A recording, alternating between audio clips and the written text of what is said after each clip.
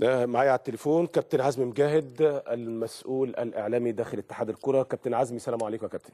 السلام ورحمه الله. ازيك يا استاذ محمد؟ ازي حضرتك؟ ازيك يا كابتن؟ ازي حضرتك؟ منور الدنيا. الله يكرمك كابتن عزمي. يعني عندي اكتر من حاجه بخصوص الجبلايه. اول حاجه، هل بالفعل جالكم جواب شديد اللهجه من الداخليه بيقولوا فيه ان احتمال انهم ياخدوا قرار بالغاء الدوري هذا الموسم؟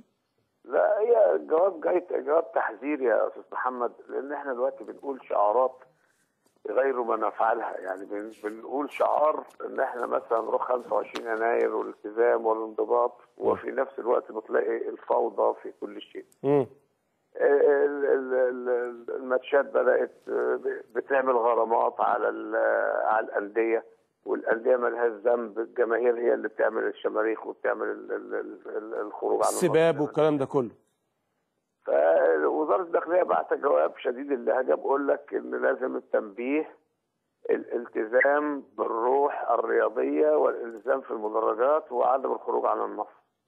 يا اما هيكون في قرار، يا اما يبقى في قرار. اتبعت الجواب ده للانديه كلها، ولازم الناس الجماهير تبقى عارفه، لان برضو يعني حتى بتلاقي مثلا ماتش ما فيهوش ولا حاجه، تلاقي يروح واحد عامل بتاع ده من اللي بيولعوه ده صاروخ ولا شمروخ واحد. طب ايه لازمته يا جماعه؟ هل هي دي علامه الانتصار او الفرحه؟ انا ما اعرفش. طيب، لكن هو يعني جواب تحذيري من الداخليه فقط لا غير. جواب تحذيري. طيب، هناك اتجاه داخل اتحاد الكره انه يعمل برنامج فضائي على احدى القنوات الفضائيه لسه ما اتحددتش للدفاع عن زاهر ومجلسه، صحيح الكلام ده؟ والله انت عارف كان في برنامج زمان 5 شارع الجبلايه كان بيقدمه نادر السيد. اللي هو نفس يعني برنامج مش هيدافع عن ايه؟ يعني مكتوب الخبر ان هو بيدافع عن كل الاتهامات التي توجه لزاهر. عن كل الاتهامات. اصل هي المشكله. طب استنى، قبل الاتهامات، هو كابتن سمير زاهر فعلا كان في نيابه الاموال العامه الاسبوع اللي فات؟ كان بياخدوا شهادته على شرط البث. شهادته بس؟ شهادته فقط، يعني ما حولش لنيابه الاموال العامه؟ الكلام ده اتكتب على الموقع الرسمي، خد بالك. لا انا بس اسمعني، انا عارف، انا بسالك. ما فيهاش فبركه. انا عارف، انا بسالك فيه، هل كابتن سمير زاهر ما حولش الى نيابه الاموال العامه؟ لا، ما حصلش. امال هو كان بيعمل ايه في نيابه الاموال العامه؟ كان في مشكله بين التلفزيون والفضائيات على حكايه الاشاره ب 3000 دولار او مش عارف ب 2000 دولار او حول شرط البث. كانوا بياخدوا شهاده الكابتن سمير في الموضوع ده. شهاده وليس استجواب. شهاده. وانا كتبت هذا الكلام على الموقع الرسمي. اصل البعض كتبوا ان هو زاهر انت سمعت لما كنت معاك في البرنامج؟ ما هو الكلام ما هو في ناس بتنصب نفسها جهه رقابيه زياده عن الجهات الرقابيه اللي في مصر. تمام. يعني الكسب الغير مشروع، رقابه اداريه، جهاز مركزي، مجلس اعلى. في ناس بتحط لنفسها كينونه مراقبه البشر. ما اعرفش، يعني كل واحد بيقول اللي عايزه، ما هي حريه. تمام. وبعدين البرنامج اللي حضرتك بتقول عليه برنامج فيه فكره ان يتعمل برنامج يقول اخبار الجبلايه، قرارات الجبلايه، اجتماعات الجبلايه، بيغطي اخبار الجبلايه. وليس الدفاع عن الجبلايه. الدفاع عن ايه؟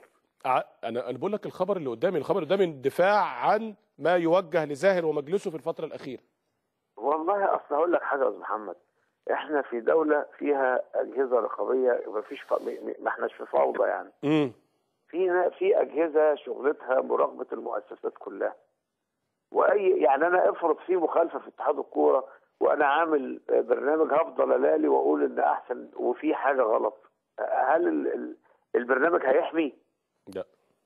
مظبوط ولا غلط؟ ده صح. فيعني المساله يعني بيكبروها زياده عن اللزوم. هو برنامج هيقول قرارات الجبلايه، اجتماعات الجبلايه، استعدادات المنتخبات، الحاجات اللي انت شايفها. طيب، في اتحاد الكره هيفتح باب الترشح للانتخابات التكميليه خلال ايام قليله. 45 يوم من الجمعيه العموميه العاديه. 45 يوم للجمعيه العموميه. قبل الجمعيه العموميه اللي هي في 30/9 هيتم فتح باب الترشح.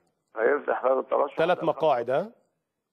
لا، مقعدين ومقعد بالتعيين. اسف، مقعد بالتعيين، اللي هو مقعد كابتن ايمن ومقعد الحاج محمود الشامي ومقعد والتعيين المهندس محمود طاهر. ده هيتم الفتح باب الترشح قبل 30/9 مظبوط؟ ب 45 يوم. قبل 30/9 ب 45 يوم. تمام.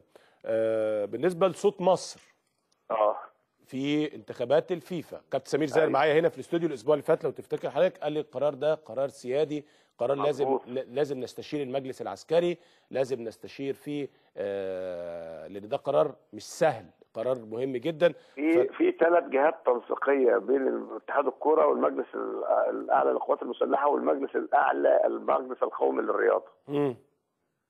بيحصل تنسيق وبيستأذنوا المجلس الاعلى للقوات المسلحه ان نرشح. كابتن عزمي مجاهد المتحدث الرسمي باسم اتحاد الكرة، شكرا جزيلا لحضرتك على هذه المداخله. يا ريت اعرف نتيجه الجونه وسموحه وصلت لايه. و 1-0 للجونه مستمره، اشكركم. الجونه مازال متقدم على سموحه 1-0. على فكره المكسب ده مكسب مهم جدا للجونه، هياخد خطوتين 3 لقدام والجونه ينزل هيعاني. الاتحاد عنده ماتش رهيب الاسبوع اللي جاي مع الانتاج الحربي في استاد السلام. الاتحاد يعني موقف صعب جدا، يعني حتى التعادل مش هيفيد الاتحاد في هذه المباراه لانه تعادل مع الجونه على ارضه. فماتش الاتحاد مع الانتاج الحربي ده غايه في الصعوبه للاتحاد اكتر. يمكن الانتاج الحربي يعني الى حد كبير الامور بالنسبه له بعد تعادله مع الاهلي كده الامور بقت احسن، لكن الاتحاد زي ما انتم عارفين الاخير مشكله كبيره جدا. فمباراه الاتحاد مع الانتاج الحربي اعتقد ما تبقى من اقوى مباريات هذا قصدي الاسبوع اللي جاي ان شاء الله. لكن الجونه لو انتهت المباراه كده 1-0 على فكره تاخد خطوه كويسه جدا جدا نحو البقاء للدوري العام مع الكفء الكابتن انور سلامه. كمل مع بعض بقى الاخبار. الجمهوريه زاهر صوت مصر للفيفا قرار سيادي. مصر اليوم اتحاد الكرة يفتح باب الترشح للانتخابات التكميلية خلال أيام. اليوم 7 الجباس مع محترف الفراعنة أمام جنوب إفريقيا. الوفد مدرب الأولاد قادرون على مواجهة جماهير مصر العدائية. مصر اليوم دعوة المنتخب للعب مع الأرجنتين في بيونس آيرس 20 يونيو وشحاتة يؤجل التجمع للأولاد. الأهرام 3 مباريات تشكل القمة والقاع في الدوري اليوم. أخبار اليوم يا جنايني الحقنا شيكابالا ب 27 مليون جنيه ويرفض التنازل عن 8 مليون في الموسم. الجمهورية عمرو زكي أهلا بحمدي وميدو وعيد والزمالك يحب الزيادة. يلا كورة إبراهيم يطالب جماهير الزمالك بالروح الرياضية منعا للمزايدات للمزيد من الغرامات المالية. مصر اليوم محمود سعد يهدد بالاستقالة من الزمالك وأزمة بسبب تجديد عقد هاني سعيد. الجمهورية الإسماعيلي في القاهرة الليلة لمواجهة المقصة غدا بالكلية الحربية. الأهرام المسائي الاقتراب ممنوع من لاعبي الإسماعيلي. مصر اليوم المقصة يتهم لجنة المسابقات بالعشوائية. أهرام المسائي